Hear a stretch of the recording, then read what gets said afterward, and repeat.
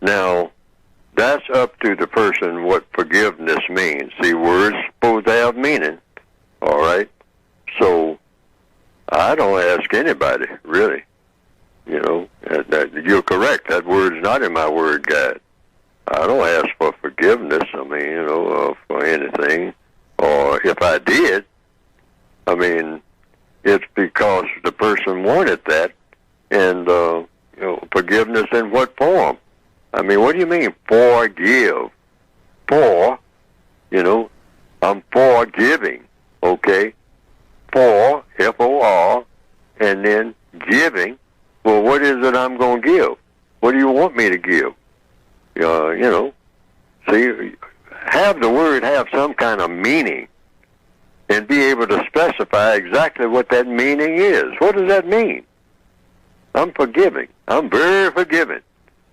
Okay, you're very forgiving under what circumstances? About what? Are you forgiving about everything? And what does that mean in practical terms?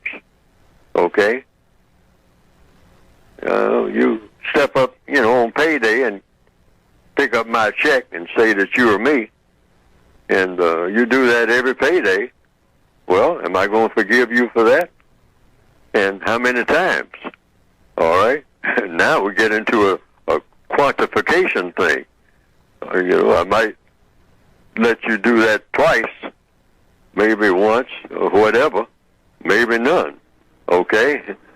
But what do you mean? That's what I mean by words having meaning. Mm-hmm. When people use words, ask them, what exactly do you mean by that when it comes to what? What's that other two-letter word I keep talking about? Do. Do. Okay? Action. Yeah, what that action is. Always look for the action. There's all kinds of words being tossed around all the time. Love, justice, forgiveness, apologies, reparations, compensation. What does that mean when it comes to the action? Action. Well, I just want to tell you what I think. Okay. That's okay. You can tell me what you think. But I'm waiting on the action behind the thought. Is there any kind of action behind the thought? Oh, no, ain't going to be no action. You ain't going to get paid now, But I'll tell you what I'm thinking about you not getting paid. I'm really sorry for it. Man, I got sorry like you wouldn't believe. How many sorries do you want? I started reading The Art of War several times, and I gave up on it. That's my response.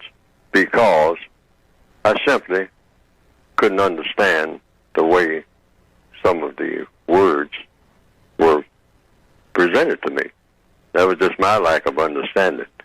I'm quite sure that someone who can understand all the details of that should read it, because I understand it's been passed down for many a year, and that all military strategists and political strategists who have been successful have made themselves familiar with Sun Tzu's Art of War. So that's all I can say about it. But I started attempting to read it and understand it, because if I don't understand something while I'm reading it, I kind of have a tendency to put it aside, get back to it later when I'm at another level of understanding. And that's what I've done so far with The Art of War. I haven't gotten enough into it to make any kind of judgment at all. I'll just say what the code says about any position that a non-white person has anywhere on the planet here in 2019 is just a position in a prison. That black person is still a prisoner of war. Prisoner of war to whom? Every white person who is a white supremacist. We are in a war, and we are in captivity.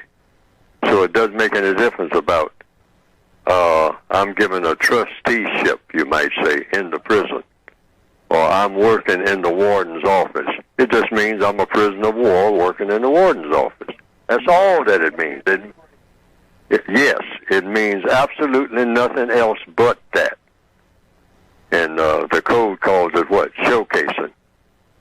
Because the warden of a prison might say, now this is a model prisoner, all right? And the rest of you prisoners should be like this model. Because this prisoner works in my office, serving my purposes, all right, in your behalf. I'm going to tell you that right now. The reason I gave him or her this position, right sitting next to me, is so that he or she can look out for your interests. This is a prime position. Not everybody can work in my office, but this person works in my office, right there alongside me. Now, isn't that wonderful for you, the rest of you prisoners? Haven't I done something for you? But that's exactly the way you should look at it.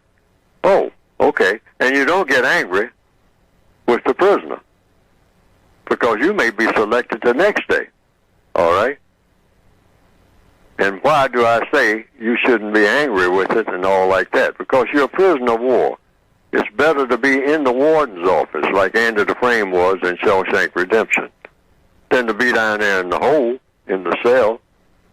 So if you are chosen, take the job.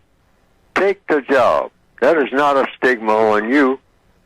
You know, but everybody should understand that's just another prisoner of war in another prison position. All right?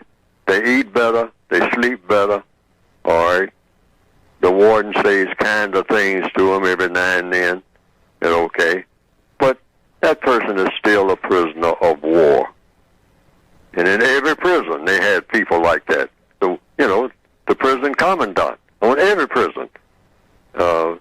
Sometimes they would pick out someone with certain skills and say, hey, you know, you'll get extra food and extra rations, and you'll sleep better because you're the only one that knows how to go down and steer that boat and carrying, you know, picking up more cargo to make the prison stronger and all like that.